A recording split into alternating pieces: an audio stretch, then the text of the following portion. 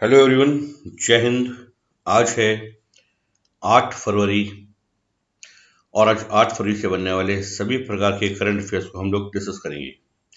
यदि आप हमारे चैनल में नए हैं और अगर अभी तक आपने हमारे चैनल को सब्सक्राइब नहीं किया है तो आप हमारे चैनल को सब्सक्राइब करें ताकि आपको डेली करंट अफेयर से संबंधित अपडेट्स मिलती रहे। तो चलिए फिर स्टार्ट करते हैं। निम्नलिखित में से कौन इसरो के लिए स्पेस फ्लाइट प्रशिक्षण, ध्यान रखिए, इसरो के लिए स्पेस फ्लाइट प्रशिक्षण मॉड्यूल विकसित करेगा? तो आईआईटी मद्रास के द्वारा और इसरो के बीच में भी हाल ही में एक समझौता ज्ञापन किया गया है जिसमें आईआईटी मद्रास इसरो के लिए एक स्पेस फ्लाइट प्रशिक्षण मॉड्यूल को विकसित करेगा। बात करते हैं कि आईआईटी मद्रास और भारतीय अंतरिक्ष अनुसंधान संगठन इसरो के लिए संवर्धित ऑगमेंटेड रियलिटी, वर्चुअल रियलिटी और मिक्स रियलिटी का उपयोग करके भारतीय अंतरिक्ष उड़ान कार्यक्रम के लिए एक प्रशिक्षण मॉड्यूल विकसित करने की बात कही गई है। अब बात करेंगे आईआईटी मद्रास के से संबंधित करंट अफेयर्स के बारे में। आईआईटी मद्रास के शोधकर्ताओं ने अभी हाल में ही सिंधुजा एक नाम का ओशियन वेव एनर्जी कन्वर्टर का आविष्कार किया है जो समुद्री लहरों से बिजली उत्पन्न कर सकता है। तो ध्यान रखेंगे, सिंधुजा वन एक ओशियन वेव एनर्जी कन्वर्टर है। इसका आविष्कार अभी हाल में ही आईआईटी मद्रास के द्वारा किया गया और यह समुद्री लहरों से बिजली उत्पन्न कर सकता है। आईआईटी मद्रास और राष्ट्रीय महासागर प्रौद्योगिकी संस्थान national institute of ocean technology NIOT Chennai ने संयुक्त रूप से ओशन 2022 सम्मेलन और उसकी प्रदर्शनी का आयोजन किया। तो एग्जाम में पूछा जा सकता है कि ओशन 22 का आयोजन किसके द्वारा किया गया? तो आईआईटी मद्रास और एनआईओटी के द्वारा। ध्यान रखेंगे, वर्ष 2022 में इंडिया रैंकिंग यूनिवर्सिटी की और भारत के सर्वोच्च शिक्षण संस्थानों की इंडिया रैंकिंग 2022 जारी की गई। इसमें आईआईटी मद्रास को सर्वोच्च स्थान दिया गया है। मद्रास के शोधकर्ताओं ने आईआईटी मद्रास के शोधकर्ताओं के द्वारा भारत का पहला पॉलीसेंट्रिक प्रोस्थेटिक घुटने का अनावरण किया गया जिसे कदम नाम दिया। तो ध्यान रखेंगे, कदम जो है वो भारत का पहला पॉलीसेंट्रिक घुटना है और इस घुटने के इसकी मदद से जो विकलांग व्यक्ति होगा अब वो प्राकृतिक चाल के साथ चल सकेगा। तो ध्यान रखिए, भारत का पहला आर्टिफिशियल घुटना या नी ये विकसित किया आईआईटी मद्रास के द्वारा। ये एक पॉलीसेंट्रिक घुटना है। भारतीय भाषाओं के लिए ओपन सोर्स आर्टिफिशियल इंटेलिजेंस के निर्माण के लिए Nilekani centre of AI for Bharat का शुभारंभ किसके द्वारा किया गया? तो आईआईटी मद्रास की एक ये पहल है, इसके द्वारा इसको लॉन्च किया गया है एआई फॉर भारत। ध्यान रखिए, एग्जाम में आ सकता है कि एआई फॉर भारत जो है ये किसके द्वारा लॉन्च किया गया है, किसकी पहल है? तो ये आईआईटी मद्रास की पहल है। आईआईटी मद्रास के शोधकर्ताओं द्वारा पीवट नामक एक आर्टिफिशियल इंटेलिजेंस बेस्ड उपकरण को विकसित किया गया है जो कैंसर रोगियों में कैंसर पैदा करने वाले जीन की भविष्यवाणी करने में सक्षम होगा। तो पीवट का संबंध है कैंसर रोगियों से। ध्यान रखेंगे, एग्जाम में क्वेश्चन आ सकता है कि पीवट किसके द्वारा लॉन्च किया गया है? तो आईआईटी मद्रास के द्वारा। इसका संबंध है कैंसर रोगियों से।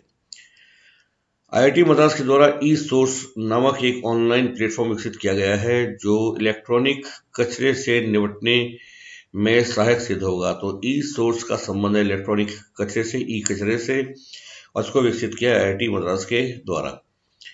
आईआईटी मद्रास के द्वारा भारत का पहला स्वदेशी मोटर चालित व्हील चेयर को विकसित किया गया जिसको नियोबोल्ट नाम दिया गया। तो ध्यान रखिए, नियोबोल्ट जो है ये भारत का पहला स्वदेशी मोटर चालित व्हील चेयर है और इसको आईआईटी मद्रास के द्वारा विकसित किया गया है। इसका आप स्क्रीनशॉट भी ले सकते हैं। चलिए बढ़ते हैं आगे। भारत सरकार द्वारा पीएम कुसुम योजना को मार्च 2026 तक बढ़ा दिया गया है। इस योजना का संबंध किससे, तो ध्यान रखेंगे इस योजना का संबंध है सौर ऊर्जा क्षमता से। इस योजना का संबंध सौर ऊर्जा क्षमता से है। भारत सरकार द्वारा पीएम कुसुम योजना को मार्च 2026 तक इसके कार्यकाल को बढ़ा दिया गया है। कोरोना महामारी के कारण इसका कार्यान्वयन में प्रॉब्लम हुआ, दिक्कत हुआ, ये प्रभावित हुआ ये योजना। तो प्रधानमंत्री किसान, इसका पूरा नाम है प्रधानमंत्री किसान ऊर्जा सुरक्षा एवं उत्थान महाअभियान। इसको पीएम कुसुम के नाम से भी जाना जाता है। इसको 2019 में लॉन्च किया गया था तथा इसका उद्देश्य 2022 तक 30,800 मेगावाट सौर क्षमता को जोड़ना था, को पैदा करना था, लेकिन अब इसके कार्यकाल को मार्च 2026 तक बढ़ा दिया गया है। तो ध्यान रखिए पीएम कुसुम योजना का संबंध है सौर ऊर्जा क्षमता से। ग्रीन बॉन्ड लॉन्च करने वाला देश का पहला नागरिक निकाय कौन बना अभी हाल में ही, तो ध्यान रखेंगे देश का जो पहला सिविक बॉडी नागरिक निकाय है वो है इंदौर। इसने अभी हाल ही में ग्रीन बॉन्ड लॉन्च करने की घोषणा की। ग्रीन बॉन्ड के पब्लिक इशू सब्सक्रिप्शन के लिए 10 से 14 फरवरी तक ये खुला रहेगा और इसमें इंदौर नगर निगम के द्वारा 244 करोड़ रुपए जुटाने की एक प्रयास किया गया है और इस प्रकार जो इंदौर नगर निगम है देश का पहला ऐसा नगर निकाय है जिसके द्वारा ग्रीन बॉन्ड लॉन्च किया जा रहा है। बात करते हैं इंदौर के बारे में, तो इंदौर नगर निगम लगातार 6 वर्षों से स्वच्छता सर्वेक्षण में भारत में शीर्ष स्थान पर शामिल है। यानी कि भारत का सर्वोच्च स्वच्छ शहर इंदौर है। इंदौर के बारे में बात करते हैं कुछ करंट अफेयर्स की, तो भारत का पहला स्मार्ट एड्रेस वाला शहर इंदौर है। दूसरा, अभी हाल ही में 17वां प्रवासी भारतीय दिवस सम्मेलन 2023 9 जनवरी 2023 को इंदौर में आयोजित किया गया था और इसमें गुयाना के राष्ट्रपति डॉक्टर मोहम्मद इरफान अली इसमें मुख्य अतिथि थे। बढ़ते आगे, यायोत्सव किस राज्य या केंद्र शासित प्रदेश का पहला जैव विरासत स्थल घोषित किया गया है, तो ध्यान रखेंगे यायोत्सव जो है वो लद्दाख का पहला जैव विविधता विरासत स्थल बायोडायवर्सिटी हेरिटेज साइट BHS घोषित किया गया है। अभी हाल ही में यायोत्सव झील को जो चुमाथांग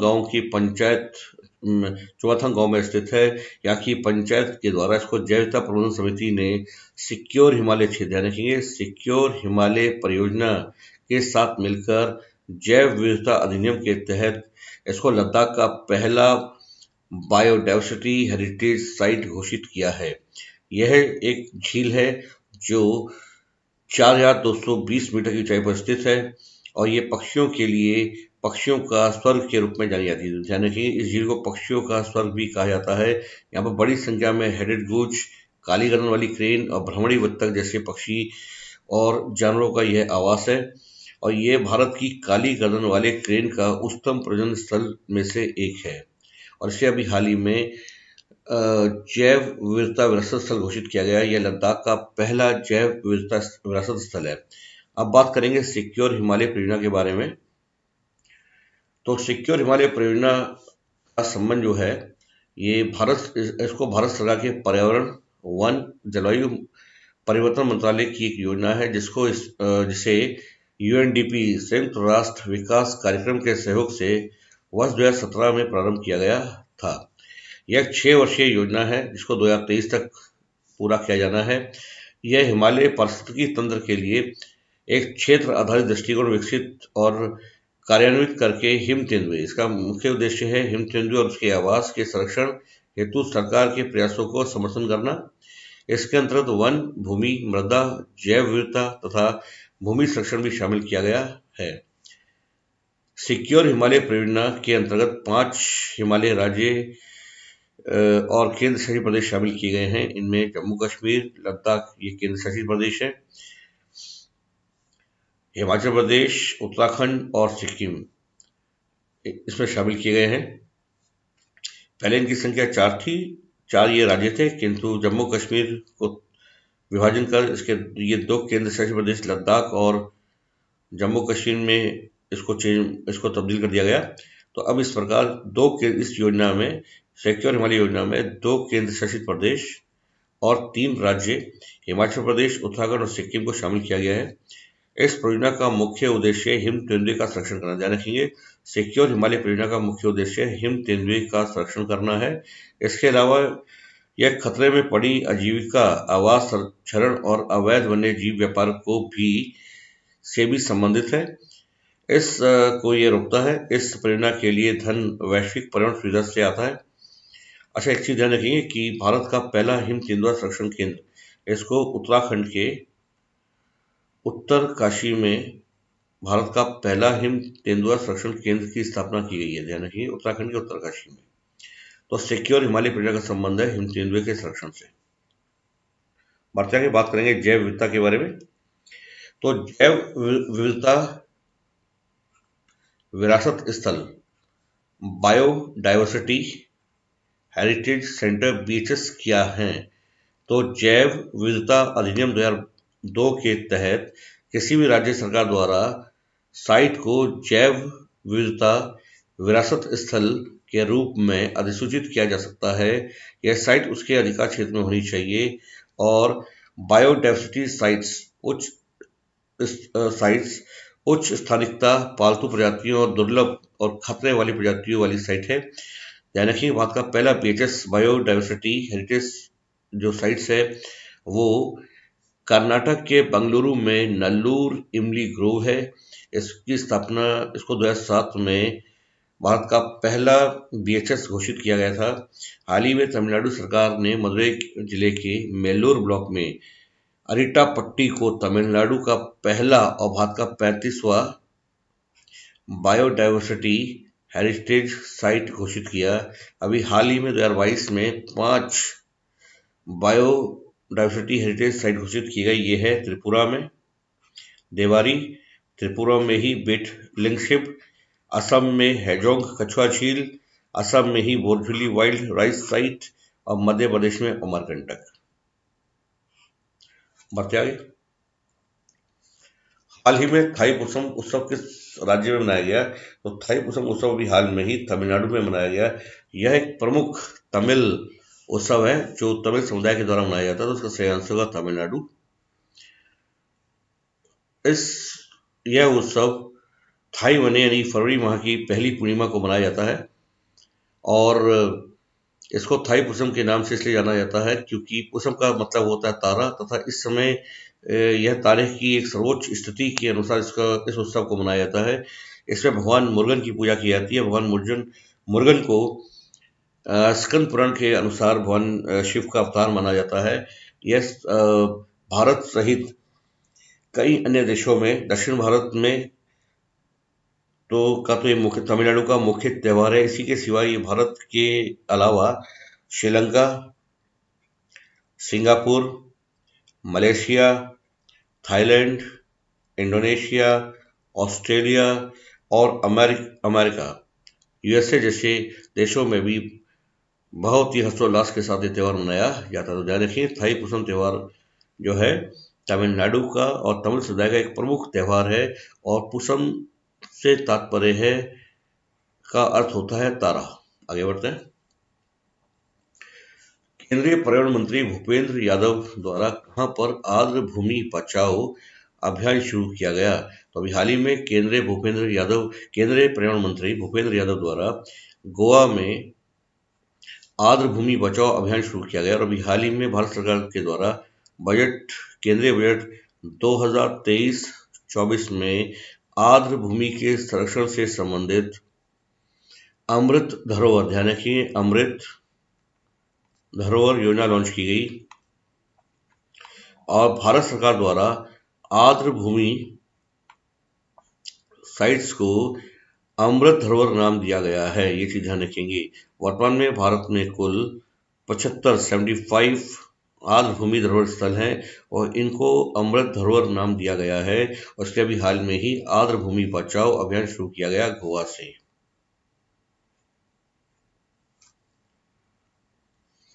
खेलो इंडिया विंटर गेम का आयोजन कहाँ पर किया जा रहा है? तो खेलो इंडिया विंटर गेम का आयोजन केंद्र शासित प्रदेश जम्मू कश्मीर में किया जा रहा है। और अभी हाल ही में इसके स्लोगन और इसके थीम सॉन्ग को जम्मू कश्मीर के उपराज्यपाल मनोज सिन्हा और युवा और खेल मामलों के मंत्री अनुराग ठाकुर के द्वारा इसको लॉन्च किया गया। फरवरी 2023 में मॉर्निंग कंसल्ट की वेबसाइट पर जारी सूची के अनुसार 78 अप्रूवल रेटिंग के साथ विश्व का सबसे लोकप्रिय नेता कौन बना? तो ध्यान रखिए, भारत के प्रधानमंत्री श्री नरेंद्र मोदी विश्व के सर्वाधिक लोकप्रिय नेता चुने गए 78% अप्रूवल रेटिंग के साथ, तथा ये युवाओं में भी बहुत ज्यादा लोकप्रिय हैं। इन्हीं के साथ दूसरे नंबर पर मैक्सिको के राष्ट्रपति एंड्रेस मैनुएल लोपेज एब्राडोर है, इनको दूसरा स्थान दिया गया है। जबकि स्विट्जरलैंड के राष्ट्रपति एलन बेरसेट को तीसरा स्थान दिया गया है, इनकी अप्रूवल रेटिंग 62% है, ये तीसरे स्थान पर है। तथा ऑस्ट्रेलिया के प्रधानमंत्री एंथोनी एल्बनीज चौथे स्थान पर हैं, इनको 58वां अप्रूवल रेटिंग के साथ चौथा स्थान दिया गया है। तो ध्यान रखेंगे, मॉर्निंग कंसल्ट की वेबसाइट के अनुसार विश्व का सर्वाधिक लोकप्रिय नेता भारत के प्रधानमंत्री नरेंद्र मोदी है, दूसरे नंबर में मेक्सिको के राष्ट्रपति है, तीसरे नंबर में स्विट्जरलैंड के राष्ट्रपति हैं और चौथे नंबर में ऑस्ट्रेलिया के प्रधानमंत्री हैं। एससीओ सदस्य देशों के सुप्रीम ऑडिट संस्थानों के प्रमुखों की बैठक अभी हाल ही में कहाँ पर आयोजित की गई? तो एससीओ के सदस्य देशों के सुप्रीम ऑडिट संस्थानों के प्रमुखों की बैठक अभी हाल में ही लखनऊ में आयोजित की गई तथा इसमें मुख्य अतिथि के रूप में उत्तर प्रदेश की राज्यपाल आनंदीबेन पटेल ने भाग लिया। यह बैठक भारत के नियंत्रक एवं महालेखा परीक्षक गिरीश चंद्र मुर्मू की अध्यक्षता में आयोजित की गई थी। इसमें एससीओ सदस्य देशों के शिष्टमंडल के साथ साथ भारत, कजाकिस्तान, तजाकिस्तान, किर्गिस्तान और उज्बेकिस्तान के लेखा परीक्षा प्रमुखों ने भाग लिया। इसकी थीम रखी गई थी integrating emerging technology in audit, लेखा परीक्षा में उभरती प्रौद्योगिकी का एकीकरण, यह इसकी थीम थी।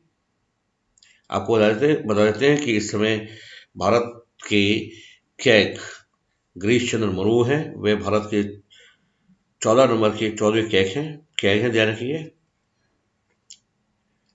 कैग के बारे में संविधान के भाग 5 में तथा अनुच्छेद 148 से 151 तक में प्रावधान किया गया है।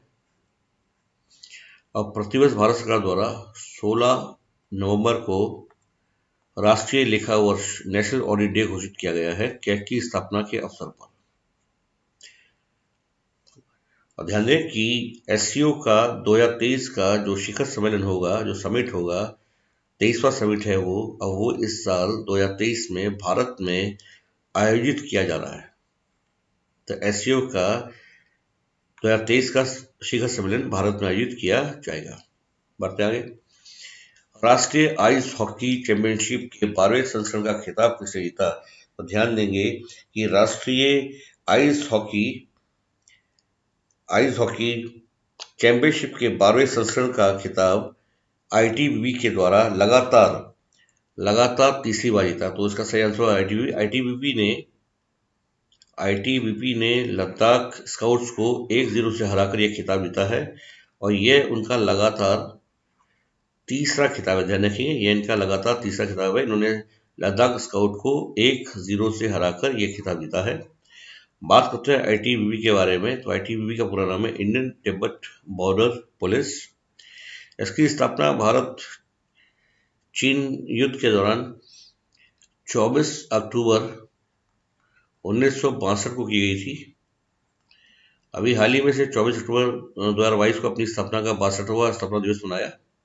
इसका मुख्यालय नई दिल्ली में है। तथा इसके वर्तमान महानिदेशक अनीस दयाल सिंह, यानी कि आईटीबीपी के वर्तमान महानिदेशक है अनीस दयाल सिंह। ये भारत के 7 अर्धसैनिक बलों में से एक अर्धसैनिक बल है और ये भारत और चीन की बीच की अंतर्राष्ट्रीय सीमा की रखवाली करता है। तो ध्यान रखिए, आईटीबीपी की स्थापना 24 अक्टूबर 1962 को हुई थी। इसका मुख्यालय नई दिल्ली में स्थित है। इसके वर्तमान प्रमुख है अनीस दयाल सिंह, देखिए अनीस दयाल सिंह इसके वर्तमान प्रमुख है। तो उम्मीद करते हैं आपको हमारा वीडियो अच्छा लगा होगा। अगर आपको हमारा वीडियो अच्छा लगा हो तो आप हमारे वीडियो को ज़्यादा से ज़्यादा शेयर करें, लाइक करें, और अगर अभी तक आपने हमारे चैनल को सब्सक्राइब नहीं किया तो प्लीज़ आप हमारे चैनल को सब्सक्राइब करें। तो मिलते हैं अगले वीडियो में। धन्यवाद। जय हिंद, जय भारत।